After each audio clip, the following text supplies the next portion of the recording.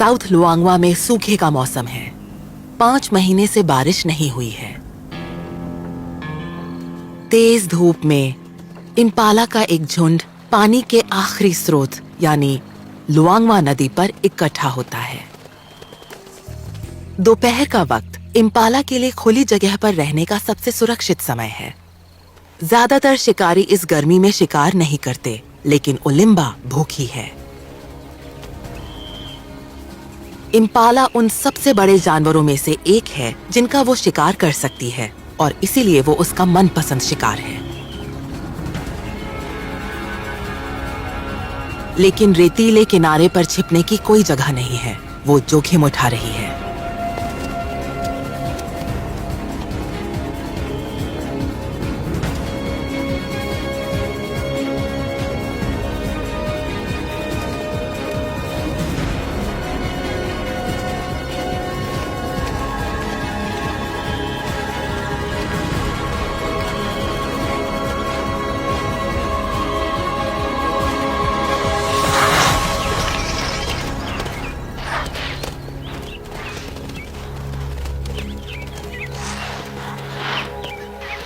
उसे मौका नहीं मिला।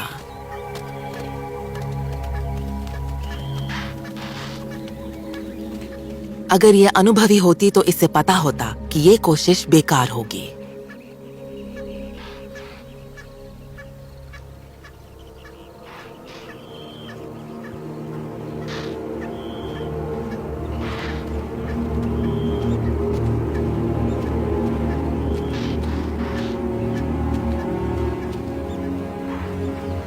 जब तक उसके पास शिकार का अपना इलाका और छिपने की बहुत सारी जगह नहीं होगी, ओलिम्बा को संघर्ष करना ही पड़ेगा।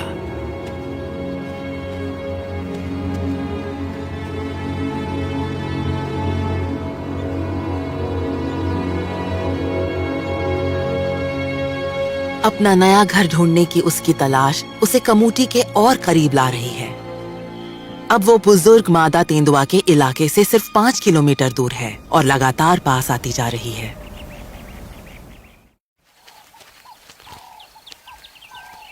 कमूटी भी दिन की गर्मी में शिकार पर निकली है। उसका पिछला शिकार शेरों ने छीन लिया था, इसलिए वो अब भी भूखी है। लेकिन वो जानती है कि खुले मैदान में पीछा करने की कोशिश बेकार है।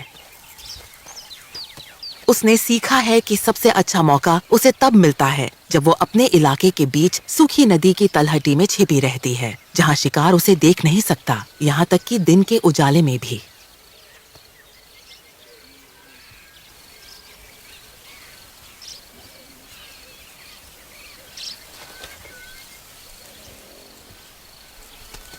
लेकिन तजुर्बा और छिपने की बेहतरीन जगह कामयाबी की गारंटी नहीं है। एक पुको चेतावनी की आवाज लगाता है। उसने कमूटी को देखा नहीं है, सूंघ लिया है। हवा की दिशा में जरा सी तब्दीली और मौका हाथ से गया। तेंदुए के लिए बिना निगाह में आए निकल जाना आसान नहीं। उसके सिर और पूंछ के सिरे पर गंध की ग्रंथियां होती हैं, जो तेज गंध वाला तरल पदार्थ छोड़ती हैं। शिकार उसकी गंध के प्रति बेहद संवेदनशील होता है। लेकिन कमूटी तमाम पुरानी चालें जानती है और अपनी गंध छिपाने का एक अनोखा तरीका भी।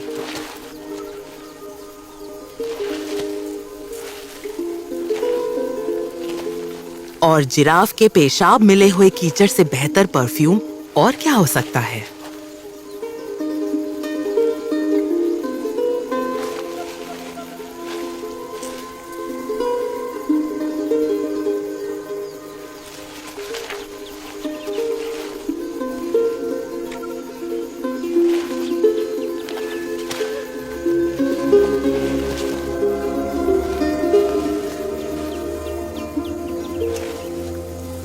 अब वो रात के अंधेरे का इंतजार करती है।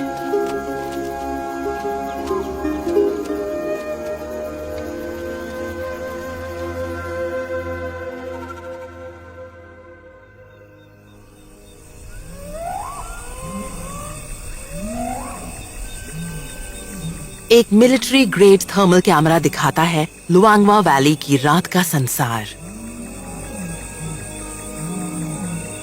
रात के अंधेरे में सूंघने की क्षमता ही सब कुछ है। एक साही यानी पॉक्यूपाइन अपनी नाक से पौष्टिक जड़ें ढूंढता है। सड़ रहे हिप्पो की गंध से नदी में मगरमच्छों के बीच खाने की होड़ लगती है। पानी से दूर एक और शव की गंध मगरमच्छ को जमीन की ओर ले जाती है।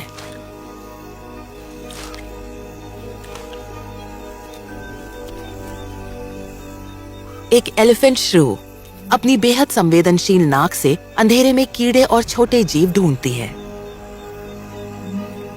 उसकी हिलती हुई थूथन कुछ कुछ हाथी की सूंड जैसी होती है और ये इत्तेफाक नहीं है। हैरानी की बात है कि ये छोटा जीव चूहों या दूसरे छोटे स्तनधारियों की तुलना में हाथियों का ज्यादा करीबी रिश्तेदार है। हाथियों की सूंघने की क्षमता पूरे पशु जगत में सबसे बेहतरीन है और ये उनकी लंबी सूंड की वजह से ही है। सूंड के सिरे पर मौजूद दोनों नथुनों से हवा भीतर जाती है जो अंदर लाखों संवेदक कोशिकाओं से होकर गुजरती है। फिर एक सिग्नल दिमाग तक पहुंचता है जो अलग अलग गंधों को पहचानता है। अपनी अनूठी सूंड की मदद से हाथी 20 किलोमीटर दूर मौजूद पानी तक सूंघ सकते हैं।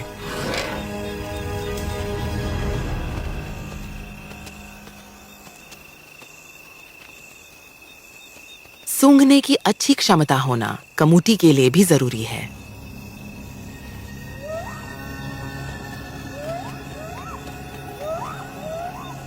वो फिर से शिकार पर निकली है।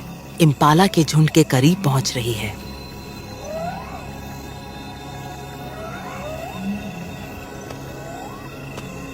भले ही उसकी रात में देखने की नजर बेहतर हो, लेकिन वो जानती है कि उसकी गंध उसे धोखा दे सकती है।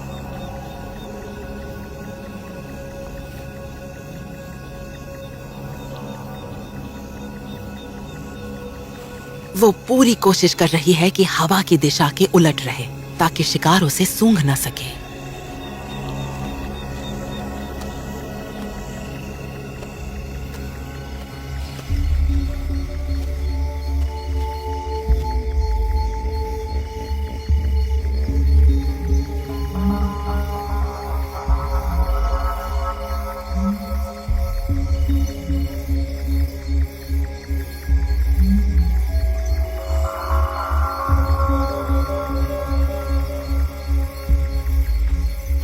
उसे 6 मीटर के दायरे के भीतर पहुंचना होगा, तभी वो हमला कर पाएगी।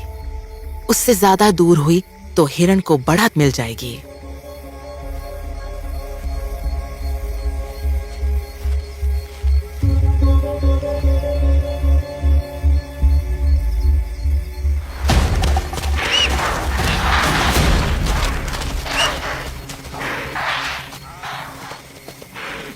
वो अब पहले जैसी तेज नहीं रही।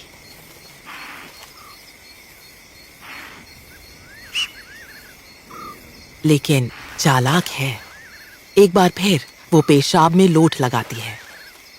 इस बार हिरण के पेशाब में।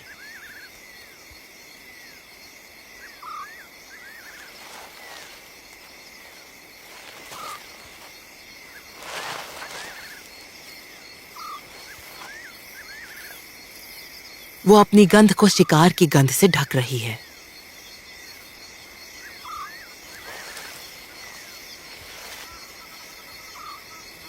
शायद अब वो उन्हें मात दे सके।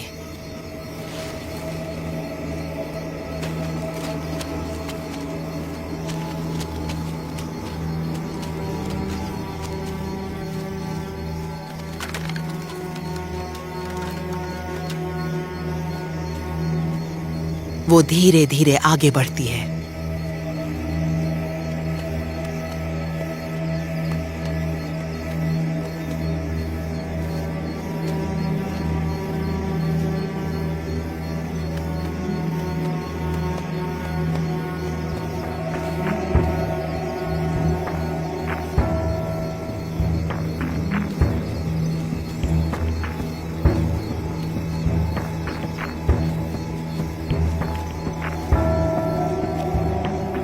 इस बात का यकीन करते हुए कि उसकी गंध अच्छी तरह छिपी हुई है, वो रफ्तार बढ़ाती है।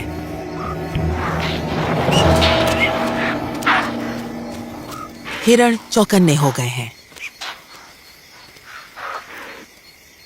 उन्होंने शायद आवाज सुन ली।